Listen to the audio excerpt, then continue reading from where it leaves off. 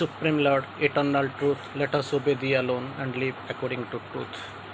Paramo cha Prabhu Satyam Nityatvamev Kevalam Anuvartamahi Satyam Anujivam Kevalam Om Shantihi Shantihi Shanti.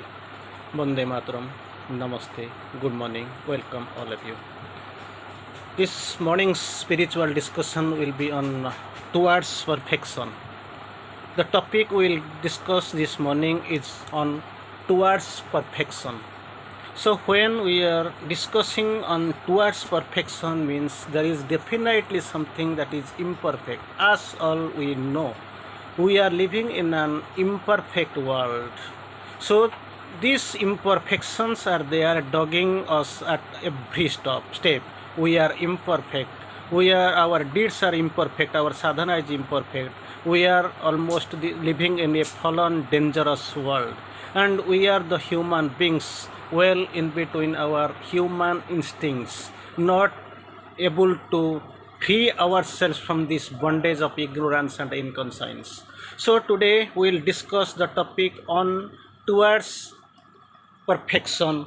So this is the topic towards perfection we'll discuss. So when towards perfection we'll discuss, it means that our imperfection will move towards the perfection. So this topic we'll discuss in brief from the writings of Sri Aurobindo, of course, from his Savitri. We'll discuss in brief in almost a quarter an hour discussion. We'll go through it in details in brief, of course. Initially, we'll quote from the middle.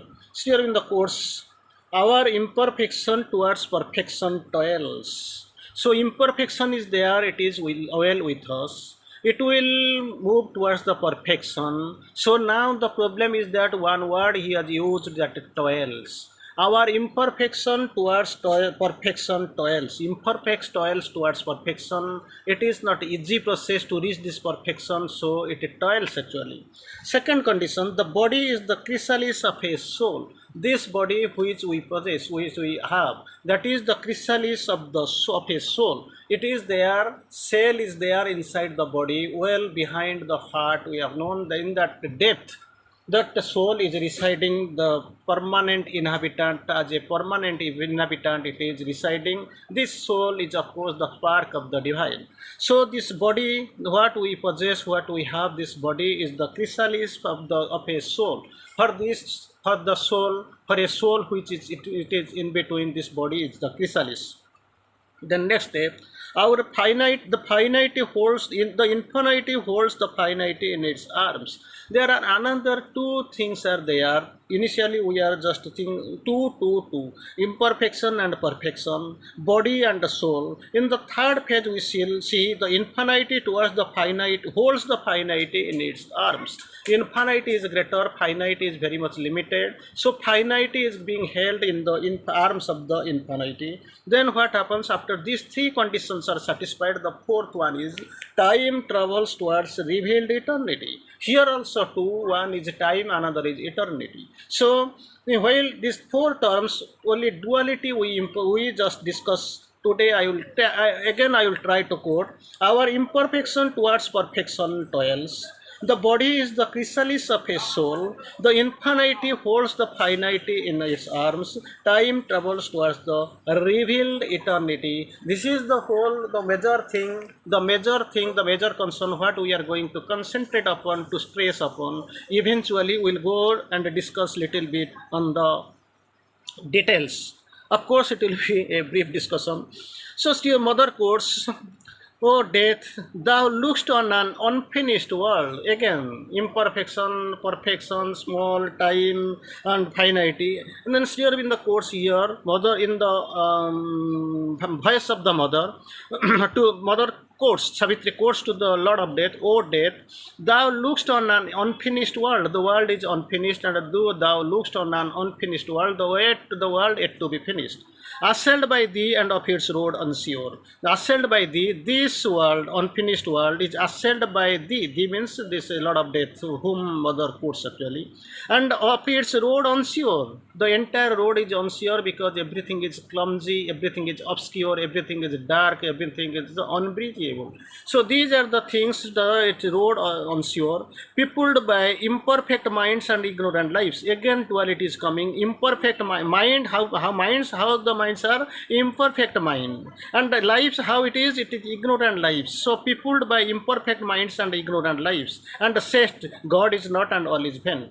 And again, as you you are seeing the world that is unfinished, assailed by thee, that was it, world is assailed by thee, and the road is unsure. Then minds, people by minds that is imperfect minds, and lives that are ignorant lives, and said that there is God is not and all is vain. So how can it be possible in the looking at the unfinished eye, in a bandaged eyes you are seeing, looking at the unfinished world? How do you claim that what thou hast seen is true?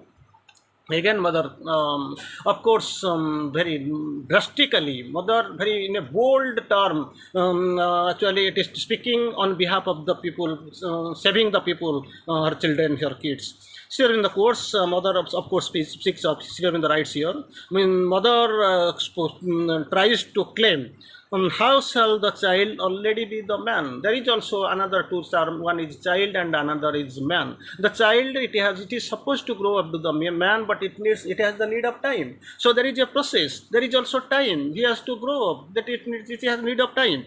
How shall the child already be the man? Because he is infant. Just imagine. Because he is infant. Now he is in the infant condition. His condition is at an infancy. Because he is infant, shall he never grow? So as he is infant, he has to grow. So if you think that he is infant, that another step is there, he has to grow and he has to get the maturity. So how can you go say that infancy is final?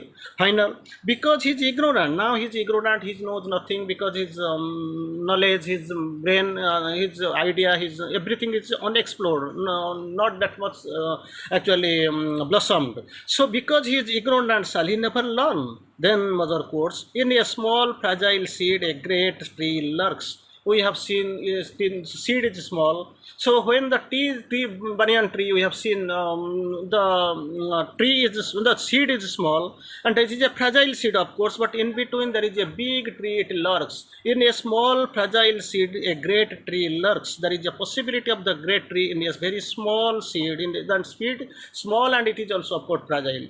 In a teeny gene, a thinking big is short. You can see that Einstein is there, Newton is there, Mahatma Gandhi is there, Lincoln is there. So where is there? Only in between that gene and the chromosome we have seen. So in a teeny gene, very small, not tangible, not visible to the naked eye, even very difficult to idealize without the aid of this microscope. In a teeny gene, a thinking being is short, a little element in a little sperm. Little element in a little sperm and all we have seen regarding this procedure of the formation of the baby, just the human life, so and so, the sperm gene we have seen.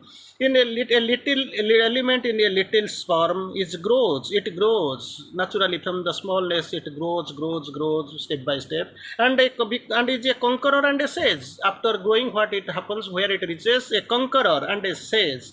So then wilt thou spew out death, God's mystic truth? So there is nothing to spew out, there is nothing to comment upon, that God's mystic truth is there, it is now unveiled, but thing is that it is carried out, it is there, it is happening. Deny the occult spiritual miracle. So all these are nobody is doing, it is already done. This is the spiritual miracles here in the course here in mother's voice. So deny the occult spiritual miracle. Still wilt thou say there is no spirit, no God? Seeing all these things, these dualities, this concurrence, this conqueror, sage, this growth, this prospect, this saturation, so and so many things we have discussed, of course defined till now. So after seeing all, will you claim that still there is no spirit, no God? A mute material nature wakes and sees. Just imagine nature here, here in the course of nature. A mute material nature wakes and sees. Wakes means opposite is actually now it is in a sleep, in a trance phase. It is not doing. So mute material nature wakes and sees. It was not able to see. It is now seeing. She has invented speech. how the spiritual miracle, occult spiritual miracles Sri Aurobindo has already quoted. So how it happens? As the tree grows, it takes birth, grows, here becomes a conqueror and says, in his gene, the great thinking being is sought, in a fragile seed, a great tree is there. These are all occult spiritual miracle. She has invented speech, nature, and unveiled a will. There is a will. It is actually veiled, and this nature is wakes and sees and invented the speech. Speech was there, was not there. This is invented. Invented means nothing was there, we have to create something. Discover means it was there now itself to create something, to reach out only. Invention means to create something out of nothing. So she has invented the speech, unveiled a will. Something there waits beyond towards which is strive. Something is there beyond the scope, beyond, it is at the unreachable, ungraspable position. It is there in the far further end. So thing is that it has to go and explore the thing. Here in the course here, something that there waits beyond towards which she strives to go towards, to achieve, to reach. Something surrounds her into which she grows. Something surrounds her. It is now in the systematically it is there. Something surrounds her into which she grows. She grows means it was not in a position, now itself is growing. This is the occult spiritual miracles here in the course again. To exceed herself is her transcendent task. To exceed herself. How to exceed oneself? Most any creature, especially man and nature, they have to exceed oneself. They have to exceed their limits, scopes. They have to exceed. To exceed herself is her transcendent task. In God concealed the world began to be. In God concealed. Concealed means the world was concealed within the God. Now itself this God which was concealed, it began to be, it began to come out. Tardily it travels towards manifest God. Manifest God means opposite is unmanifest. It was there, God was unmanifest. So it tardily it travels. It was initially it was not traveling, because our topic of discussion is towards perfection. Imperfection towards perfection toils. So tardily, when there was a toil, the term was there with it, the word was toils. Here also it is there. Here in the quotes it, something to uncover the spirit, to change back into God. Something surrounds her into which she grows. To uncover the spirit means initially or till now the spirit is covered. To uncover the spirit, it is her mission. To change back into God. Not only to change, because spirit is God, it has to be changed. The man has to got the original position. He has to reach up regain his divinity. That is the problem. That is the puzzle before us. That is the real thing. That is the real objective before us. To exceed herself is her transcendent task. To exceed herself. Nature, about nature it is spoken. To exceed herself, it is now, of course it is capital N, higher nature. So to exceed herself is her transcendent task. In God concealed the world began to be. The world was concealed in the God, now this world began to be. Tardily it travels towards manifest God. Tardily it travels, because initially it was toiling, the term was used. Now tardily it travels towards the manifest God.